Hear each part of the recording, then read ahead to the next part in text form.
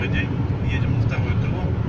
По неисправностям выявленным, по крайней мере по ощущениям, с левой стороны что-то начинает простукивать по подвеске. Я думаю, это или амортизатор, или рычаг. Остальное вроде все в норме.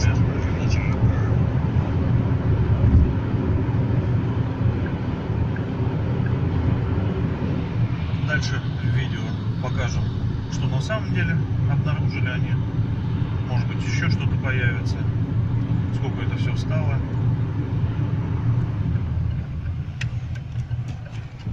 Приехали в Экспокар на непокоренных на ТО. Нам еще на прошлом ТО пообещали сделать прошивку на магнитолу. Места здесь сложно найти, поэтому заезжать лучше сразу под шлагбаум.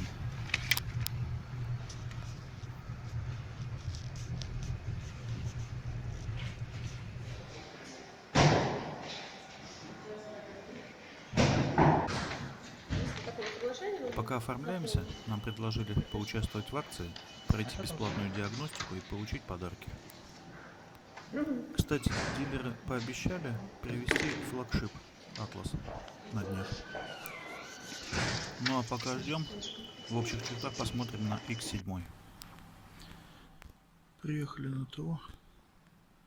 Вот такой автомобильчик здесь стоит.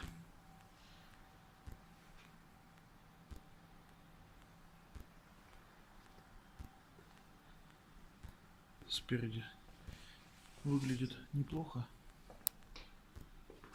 Но жопа, на мой взгляд, практически не изменилась. Интересно. Вставочки металлические.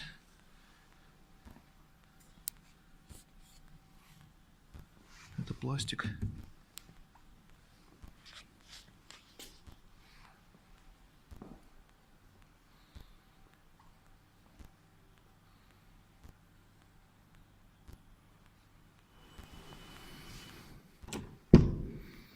Двери туго открываются.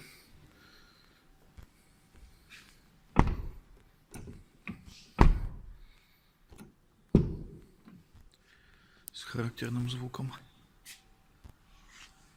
Вот он в салоне. Как у нас тут?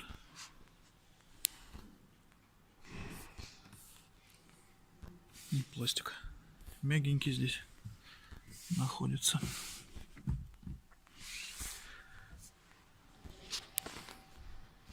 Неплохая магнитолка с виду. Выглядит неплохо. Сиденья какие-то маленькие по сравнению с Атласом.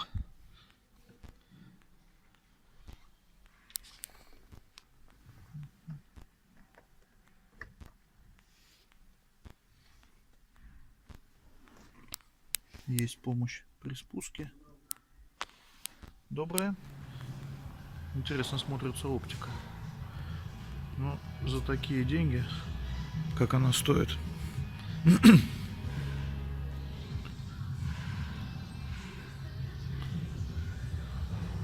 посмотрим, что по ценам.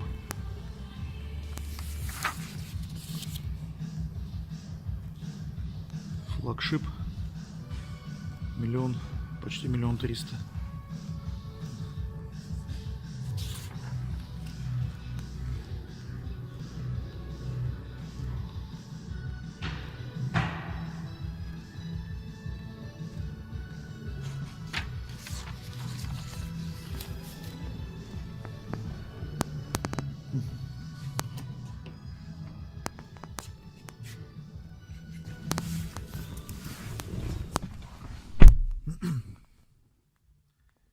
Установлен люк. Неплохие ручки. Приятно смотрится.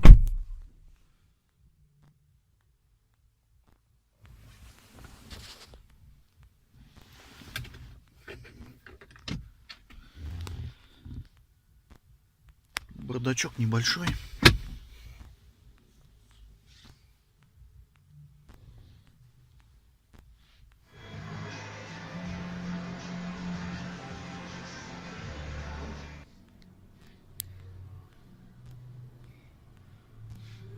Да? Не знаю, где сейчас гребенка, пробки. Да ладно, теперь хороший стук он вылезет. Нет, просто по гребенке лед еще Приеду. катать. У меня Денис сам приехал, что-то грохочет, а они там намерзли на рычаге. Они говорят, по снегу. Ну, Ладно, да, поеду, если что, приеду. подвеска, потому что у них, я положил, может, потому что у них либо стойки могут быть там, либо что-то по подвеске. Ну, а если вал рулевой, то рулем крутишься, должен быть стойк. Не, на руле нет. И на гребенке, как бы, ну, стойчки они, но у них сейчас ручка нет.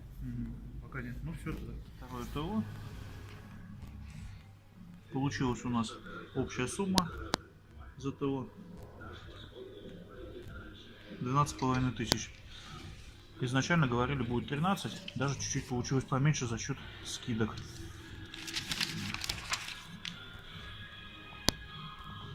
По подвеске ничего не нашли, но говорят, может быть снег налип. Ну ничего, сейчас посмотрим. Если не налип, значит приедем еще раз.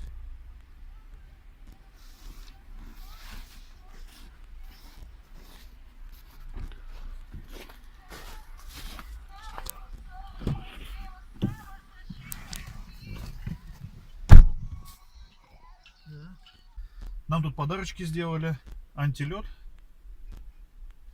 и концентрат, зимняя жидкость для омывателя стекол. Вот такая вот красота. Любит клиентов своих. Значит, что они сделали? Они сделали перепрошивку магнитолы. Вот, сейчас посмотрим, как она теперь будет коннектиться с телефоном. Ну и заодно посмотрим, что с подвеской все-таки. В общем, стук в подвеске пропал с левой стороны. Пробовал по кочкам поездить. Нету его стука. Просто нет. Я точно помню, как он был. По мелким кочечкам на скорости где-то от 20-30 км в час начинается дребезжание. Ощущение было похоже как рычаг, когда втулки проседают, или шаровый наконечник. Вот что-то наподобие похоже. Но стук пропал. На ТО говорят снег. Якобы это из-за снега. Но разве может из-за снега металлический стук быть? Ну, я сомневаюсь. Скорее всего, где-то что-то было не докручено. Подкрутили, подтянули. И стук, соответственно, и пропал. Ну, ладно, главное сделали. Вот. А тут такая интересная история, смотрю, началась. Покажи. Вот. Раньше у меня такого не было. При скорости выше 120 километров выскакивает вот такой вот значок. Напишите в комментариях, если кто знает, как это отключается. Потому что он меня раздражает.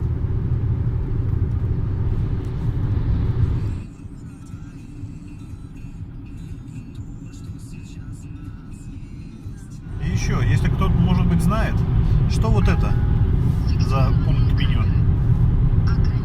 Пишет, нет данных. Я думал, может быть, сюда должна выводиться информация по навигации.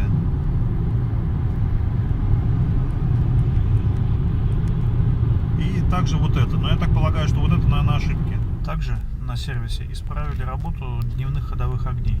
Если раньше они при поворотах выключались, то сейчас они остаются включенными. То есть в теории можно каким-то образом исправить их работу, чтобы они работали от кнопки. Ну, я имею в виду, как, именно как противотуманки. Правда, они наверняка будут слепить.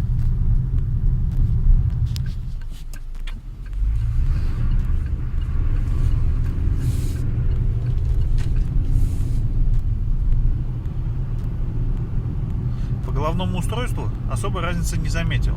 Единственное, что могу отметить, это стал подключаться телефон без проблем.